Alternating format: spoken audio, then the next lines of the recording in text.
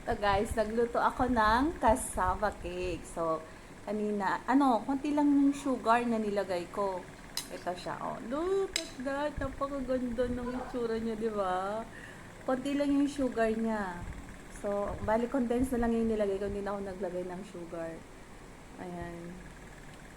Look at that. Perfect. Wala akong ano. Tikman natin. Mmm.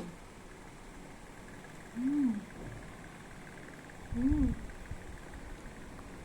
Ang lambot. Sarap. Ganito pala gumawa ng cassava cake. Ngayon alam ko na.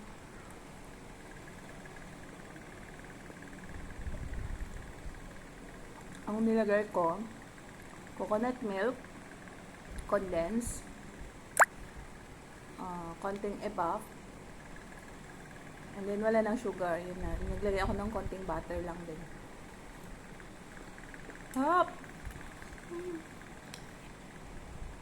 Mainit-init pa. Grabe, ang sarap. Tapos may coffee.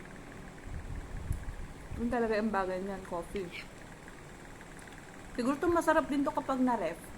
Pag medyo tumigas onte. Kasi kaluluto lang to talaga, ang init pa. Sarap.